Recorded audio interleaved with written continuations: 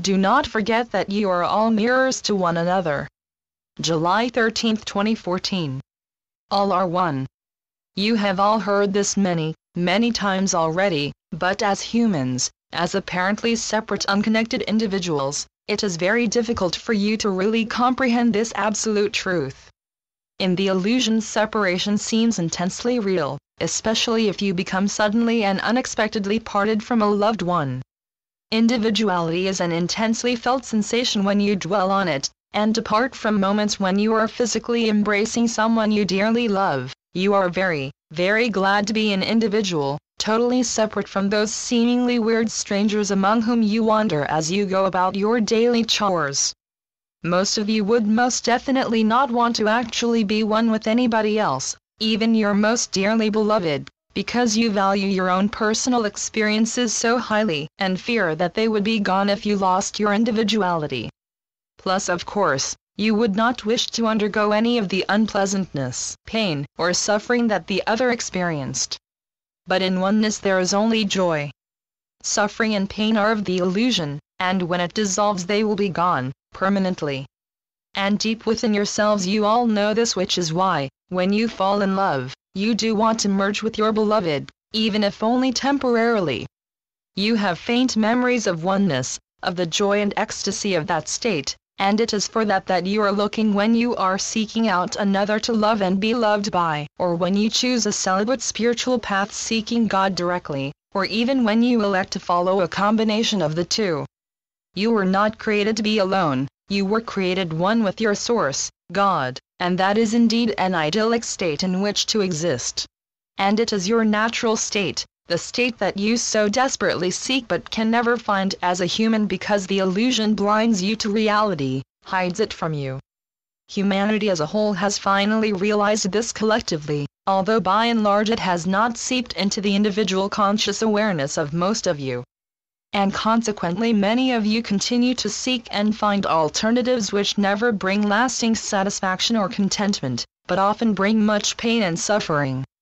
You are now in the process of becoming aware of this wondrous truth, that you are indeed all one, and as this awareness grows, so does the strength and intensity of the divine flame of love burning eternally and inextinguishably within each one of you.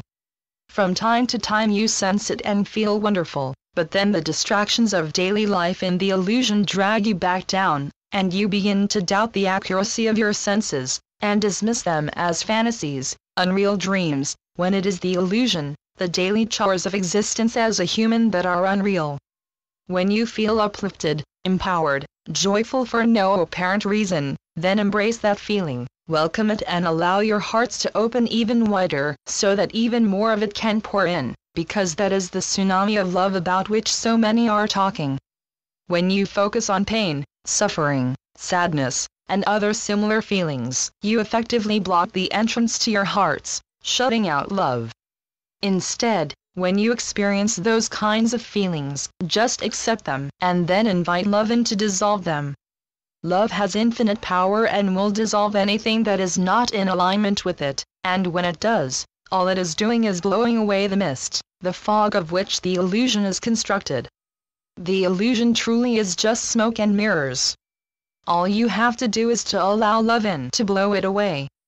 The thought of love frequently frightens many of you because, within the illusion, it has come to mean self-negating sacrifice of self on behalf of someone else, and is often confused with altruism, which means to care for others or another but not to the exclusion of self. Children are brought up to pay respect to their parents, their elders and betters. When they resist or complain, it is common to lay a guilt trip upon them, or worse. In their early formative years as human beings, children need to behave self-centeredly so that they can learn independence, a required competence for survival in the illusion.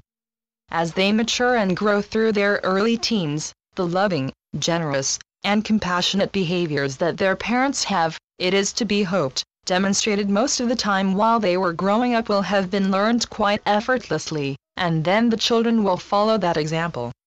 However, what often happens is that stressed-out parents will have demonstrated manipulation, guilt, and conflict, and those lessons will have been well learned and then put into practice, Whereupon parents exclaim, "Why on earth are the children behaving so badly? They're impossible, and after all that we have done for them, how could they be so ungrateful?" Do not forget that you are all mirrors to one another. In any situation or interaction, loving or hateful, you are meeting yourselves. That is hard for most of you to accept. Forgive yourselves, forgive others, and allow love to take its rightful place in your hearts, where it will dissolve all that is unloving and shine forth brilliantly, offering itself, as you truly desire, to all with whom you interact in any way at all, no matter how briefly. Once again, it is important for me to stress to you the vital importance of taking time out daily, alone, and safe from interruption, so that you can access your intuition, which is always calling to you gently, offering guidance and comfort. It is the voice of your true self, the Holy Spirit, or your favorite saint or angel, in fact anyone in the spiritual realms with whom you commune regularly.